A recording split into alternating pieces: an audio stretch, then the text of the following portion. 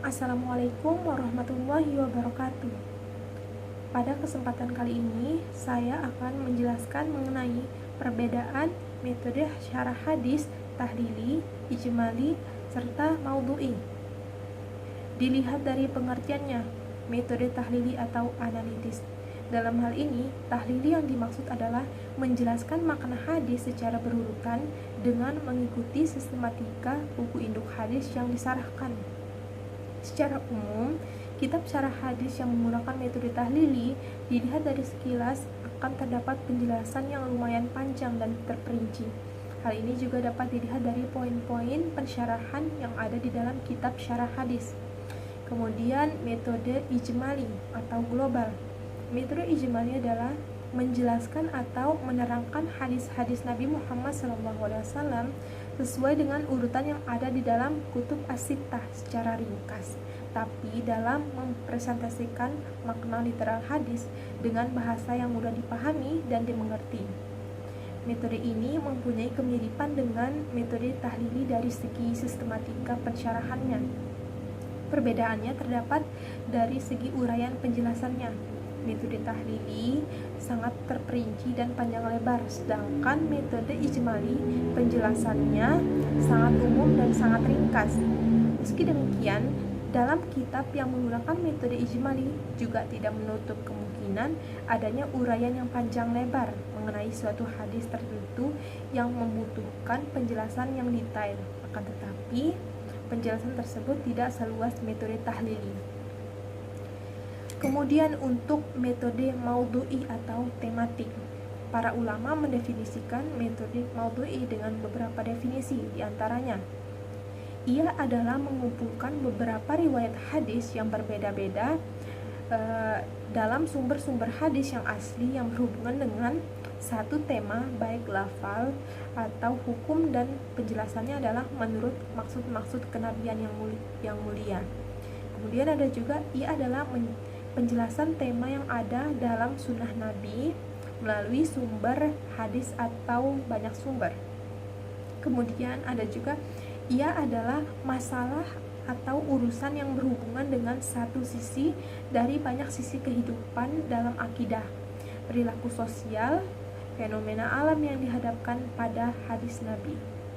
Dari beberapa definisi di atas dapat disimpulkan bahwa metode maudhu'i adalah ilmu yang membahas tema-tema yang diliputi oleh hadis Nabi Muhammad SAW dan kemudian disatukan baik makna ataupun tujuannya melalui pengumpulan hadis tema dari sumber hadis yang asli atau beberapa sumber, di mana peneliti melakukan analisis teks hadis yang diterima dan membandingkannya dan mengkritiknya, kemudian berusaha menghubungkannya untuk sampai pada makna teks hadis Nabi dari sisi praktisnya dalam kenyataan masa kini.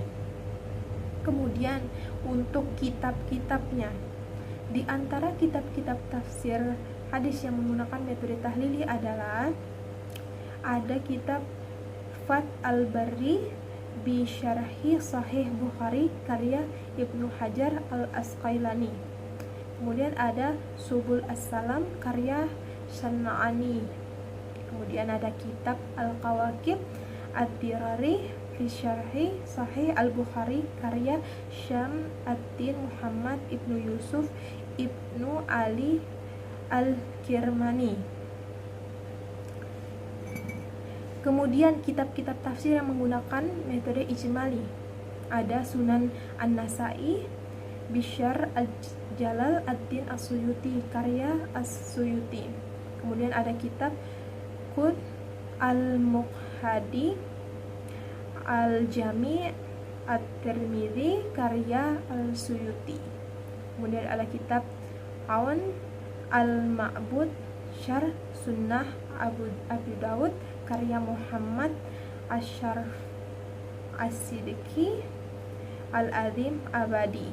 Kemudian ada kitab-kitab tafsir yang menggunakan metode maudhu'i, yaitu Mauqif As-Sunnah min Al-Mas'uliyah wa Al-Jaza karya Hasan Salih Al-Anani. Kemudian ada kitab Masyahid Al-Qiyamah fil Hadis An-Nabawi karya Ahmad Muhammad Abdullah Al-Ali. Ada juga kitab Al-Jihad fi Al-Hadis An-Nabawi Al-Syarif karya Ali Ibrahim Muhammad Al-Dasuki. Kemudian untuk selanjutnya adalah contoh-contohnya untuk metode hadis tahlili. Di contohnya Sahih Bukhari hadis 47, Haddatsana Ahmad bin Abdullah bin Ali Al-Manjufi qala haddatsana Rawha qala haddatsana Auf anil Hasan wa Muhammad an Abi Hurairah anna Rasulullah sallallahu alaihi wasallam qala man ittaba'a janazah muslim imanan wa ihtisaban wa kana ma'ahu hatta yusalla 'alaiha wa yafruga min dafniha fa innahu yarji'u minal ajri bikirataini kullu kiratin mithlu Uhud wa man shalla 'alaiha thumma raja'a qabla an tudfana fa innahu yarji'u bikiratin. Taba'ahu Utsman al-Mu'adzin qala haddatsana Auf an Muhammad an Abi Hurairah anna Nabi sallallahu alaihi wasallam nahwa. Penjelasannya dari hadis tadi, manittaba'ah barang siapa yang melayat. Dalam riwayat Al-Usaili menggunakan lafaz ittaba'ah, di mana lafaz ini banyak dikuatkan oleh orang yang berpendapat bahwa bekerja di belakang jenazah adalah lebih utama. Akan tetapi argumen semacam ini tidak benar karena perkataan tab'ahu mengikutinya dapat berarti bahwa ia berjalan di belakangnya, bertemu dengannya ataupun berjalan bersamanya. Lafaz ittaba'ahu juga mempunyai arti yang sama dengan taba'ah. Hal ini dijelaskan oleh hadis lain yang diriwayatkan oleh Ibnu Hibban dan perawi-perawi lainnya dari Ibnu Umar tentang berjalan di depan mayat. Wa kana ma'ahu, bersamanya, maksudnya dengan orang muslim. Dalam riwayat Al-Qasimihani lafaznya adalah ma'aha, maksudnya bersama jenazah. Wa yufragha, hingga selesai. Ada yang meriwayatkan dengan lafaz wa yafrugha. Riwayat ini menunjukkan bahwa pahala sebesar 2 qirat itu diperoleh dengan ikut mensolatkan dan mengantarkan ke kuburannya. Sedangkan orang yang hanya melakukan sholat saja, maka ia hanya mendapatkan pahala 1 qirat. Pendapat ini adalah pendapat yang paling kuat, berbeda dengan pendapat yang berpegang pada zahir hadis. Mereka berpendapat bahwa orang tersebut memperoleh pahala sebesar 3 qirat setelah digabungkan. Kemudian untuk contoh metode ijmali, sebagaimana akan saya tampilkan. Dari contoh di atas dapat diketahui bahwa pensyarah Muhammad bin Ashraf dalam mensyarahi hadis menggunakan metode yang sangat ringkas. Ia tidak menyebutkan sebab al-wurud, informasi tentang penilaian ulama terhadap para perawinya, pendapat ulama lain ketika memaknai hadis tersebut, dalil-dalil lain yang bisa memperkuat hadis tersebut, dan sebagainya. Ia juga tidak menggunakan pendekatan seperti pendekatan bahasa, pendekatan historis, pendekatan sosiologis, pendekatan sosiohistoris, pendekatan antropologis, dan pendekatan psikologis dalam mensyarahi hadis di atas. Kemudian untuk contoh metode maudhu'i akan saya tampilkan juga.